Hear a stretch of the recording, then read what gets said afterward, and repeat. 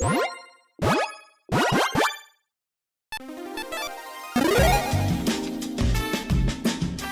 and welcome to the Commander's Quarters. I'm your host Mitch, glad to have you here. Here at the Commander's Quarters, we're all about Commander on a budget. Today's episode is going to be a $50 deck tech. When I say $50, I mean that is an overall deck cost. Both shipping and commanders that are $10 or less are going to be included in that cost, but basic lands will not be. Decks on this channel are built to be fun, inexpensive, and focused. If you want to learn more about what a focused commander deck is, check out this video here. On this deck tech, I'm going to take you through its strategy, the tactics, and how this deck wins. This show and episodes like this one are possible thanks to viewers like you. If you're looking for an easy way to help support this show, make sure that you like, share, and subscribe. Also, hit that bell notification icon so you don't miss any new episodes. And while you're at it, subscribe and review our podcast as well. You can also go check out our playmats and other merchandise at thecommandersquarters.com. Another easy way to support this show is with our TCGplayer affiliate links. So whether you're buying a deck or individual cards, you can use this general link right here or one in the description. And the final way that you can support this show is by supporting us directly by becoming a patron. There are many benefits to being a patron, and I truly couldn't do this without all of their support. Today's deck tech comes to you courtesy of James. James has been supporting this channel for over a year now as a general tier patron. I truly couldn't do this without amazing patrons like James. For the personalized deck tech, James chose Anje Falkenrath with a focus on madness. She's a 1/3 vampire with haste that costs 1 black-red. She has tap, discard a card, draw a card, and whenever you discard a card, if it has madness, untap Anje Falkenrath. So basically, she's a Rummage engine as long as we're discarding madness cards. We can dig deeper and deeper into our deck, drawing and discarding a ton of cards in just one turn. Now at first glance, this might not seem like that powerful of an effect, but don't be mistaken, this is an overpowered and pretty much busted commander. And with the right hand, she can actually win as early as turn 2. So what's our strategy with this deck? We're going to use our commander to start rummaging with madness cards. By discarding madness cards, we can keep untapping and tapping Anya to dig through our deck. And then how do we win with this deck? Well, we can combo off or win through drawing or discarding. That combo is actually how we'd win on turn 2, but we'll tackle that in a bit.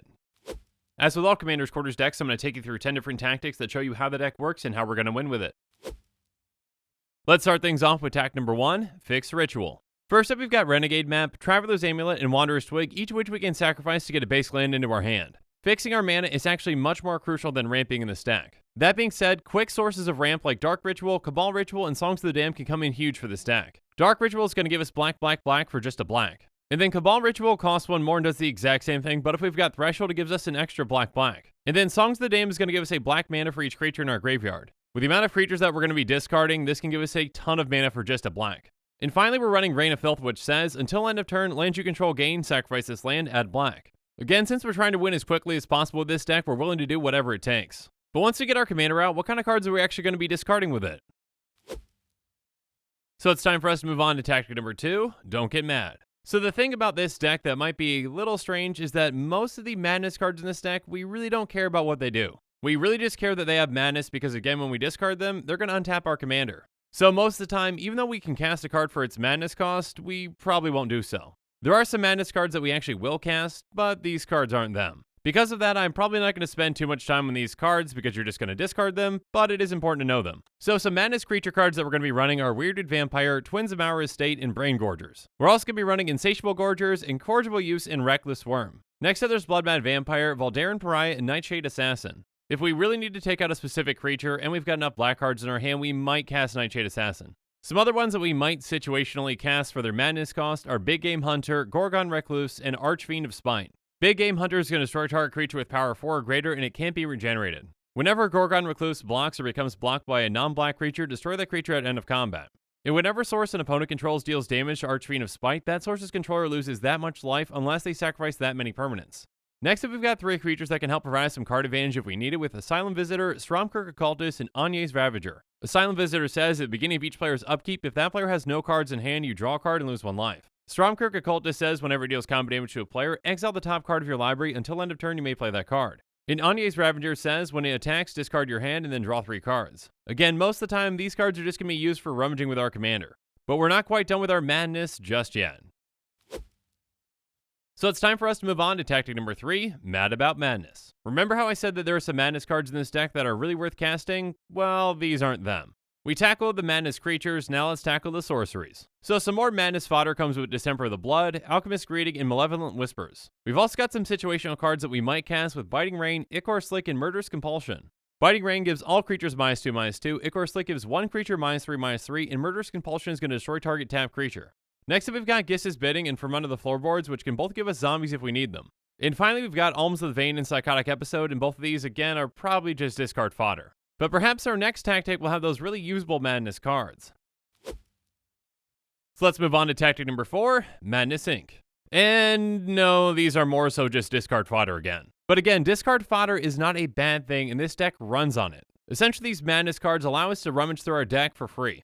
But I promise this is the last of these kinds of tactics, so let's go through Abandoned Reason, Fiery Temper, and Violent Eruption. We've also got Psychotic Haze, Dark Withering, and Curse of Fool's Wisdom. And finally, there's Strength of Lunacy, Sensus Rage, and Stenzia Masquerade. Again, Madness for madness' sake is good for this deck. But now let's go over some Madness cards that can really help us out. So it's time for us to move on to tactic number 5, Relevant Madness. First up, there's Muck Drub, which when it comes into play, we change the target of target spell that targets only a single creature to Muck Drub. So this can essentially save our commander in the right situation. And then there's Call to the Netherworld, which is a Madness card that we can cast for free, and it says return target black creature card from your graveyard to your hand. So for this deck, this is basically a form of free card advantage. And then Grave Scrabbler has, when it enters the battlefield, if its Madness cost was paid, you may return target creature card from your graveyard to its owner's hand. But we've also got some Madness finishers for this deck with Bloodhall Priest and Avacyn's Judgment. Bloodhall Priest says, whenever it enters the battlefield or attacks, if you have no cards in hand, Bloodhall Priest deals 2 damage to any target. We'll get through the combo later, but essentially we can use this ETB to deal infinite damage. And then Avacyn's Judgment has Madness for X and a red, and it's going to deal 2 damage divided as we choose among any number of targets, and if this spell's Madness cost was paid, it deals X damage divided as we choose among those permanents and/or players instead. So essentially, if we happen to have infinite mana, we could deal infinite damage with this. But again, it's not quite time to go through that combo just yet.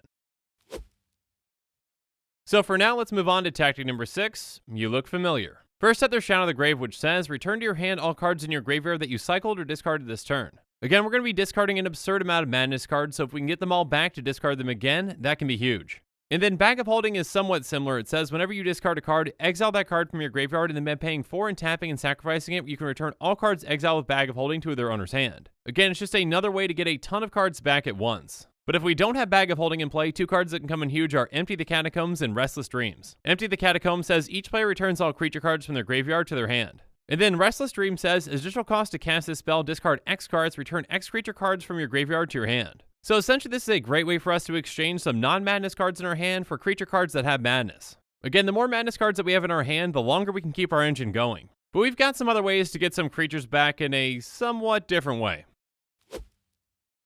So now let's move on to tactic number 7, Have We Met? First up, we've got Bone Harvest, Grave Purge, and Foot Bottom Feast, which essentially all do the exact same thing. They say, put any number of target creature cards from your graveyard on top of your library and draw a card. Bone Harvest, actually we get to draw the card later, but still very similar. And then Forever Young does the exact same thing, but for 1 less than its sorcery speed. So essentially these are going to put a ton of Madness creature cards back on top of our library. Now that means that we're just basically going to be rummaging through those exact same cards again, which might seem counterproductive. But I promise we're not just spinning our wheels by casting these cards. There are some cards in the next tactic that can be absolutely brutal because of these. They can also get us back a crucial piece if we need it. Getting back a creature like Garnet the Bloodflame can be huge for this deck, because when it enters the battlefield, we return to our hand all creature cards in our graveyard that were put there from anywhere this turn. So again, instead of those Madness cards going back on top of our library, they come right back to our hand. But what does all this discarding and drawing really help us with though? Let's find out in tactic number 8, Ups and Downs. First up, there's Archfiend of Ifnir, which has, whenever you cycle or discard another card, put a -1/-1 counter on each creature your opponents control. With the number of cards that we're discarding in this deck, it's going to be nearly impossible for our opponents to keep any creatures on the board. But we've also got some finishers like Bone Miser, Glinthorn Buccaneer, and Psychosis Crawler. Bone Miser says, whenever you discard a creature card, create a 2/2 black zombie creature token. Whenever you discard a land card, add black, and whenever you discard a non-creature non-land card, draw a card. Glinthorn Buccaneer says, whenever you discard a card, Glinthorn Buccaneer deals 1 damage to each opponent. And Psychosis Crawler says, whenever you draw a card, each opponent loses 1 life. So again, we're not just going to be spinning our wheels when we have one of these in play. We're going to get a ton of value out of drawing and discarding all those cards. Bone Miser can create an army of zombies, it can draw us a ton of cards, and it can generate a lot of mana. And then Glinthorn Buccaneer and Psychosis Crawler can finish off our opponents by pinging or draining them out. Now these finishes are great, and we're not quite to our combo yet, but we do have some valuable cards that can really come in huge for this deck. So now let's move on to tactic number 9, I'm all in. First up, there's Mausoleum Secret, which has Undergrowth. Search your library for a black card with converted mana cost less than or equal to the number of creature cards in your graveyard, reveal it, put into your hand, then shuffle your library. So basically for 2 mana and instant speed, we can get any black card in our deck. And then there's Final Fortune, which says, take an extra turn after this one. At the beginning of that turn's end step, you lose the game. Now this might seem risky, but this deck is all about going all in. And most of the time, one extra turn is just all we're going to need to win. Now, I've been talking about us winning with a combo, so what exactly is it?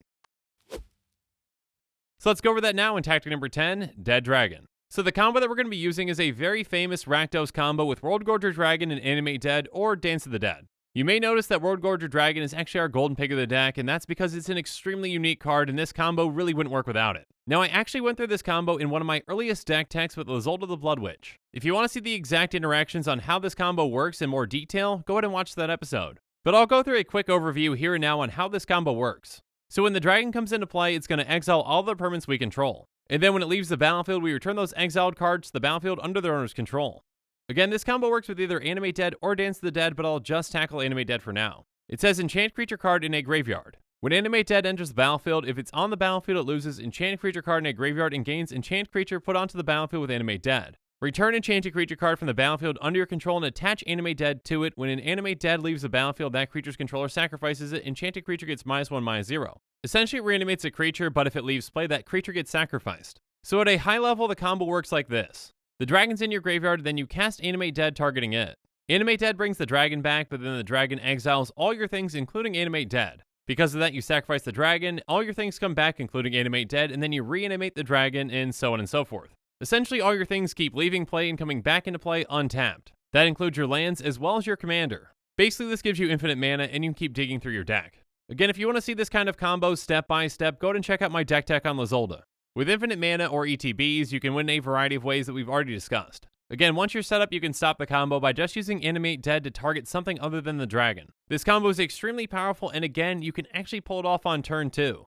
Now, you obviously need the right hand and some rituals, but it is possible. But the final card in this deck can actually be a very important one depending on the situation that you're in. Merchant of the Veil has Haggle. It's an instant adventure, and you may discard a card. If you do, draw a card. But its ability is pay 2 in a red, discard a card, draw a card. So while you're comboing, if your commander is somehow dealt with, you can be out of luck. This is a good backup plan because you can protect it by having it in exile and then cast it when you need it. Once you have infinite mana, you can just rummage through your entire deck to get exactly what you need. Again, a deck built around this commander can be extremely powerful and should not be taken lightly. A big thanks again to James for choosing this commander. I had a ton of fun building this deck. If you want to support this channel or want your own deck tech dedicated to you, consider becoming a patron.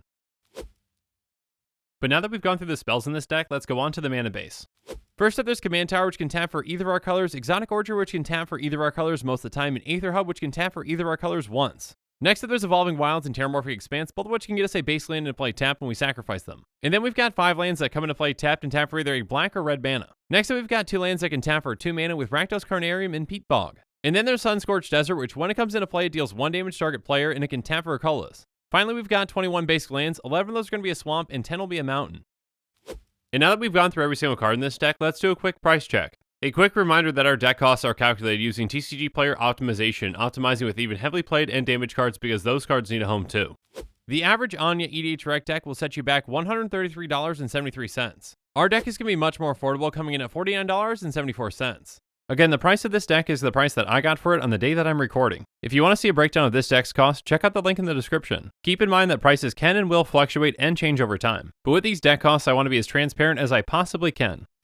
Again, Commander's Quarters decks are built to be tuned and focused within their budget, but there are always ways that we can improve on them. So let's go through some reasonable upgrades now to see what some of those ways just might be. First up, let's add in Dragon Skull Summit by taking out a swamp.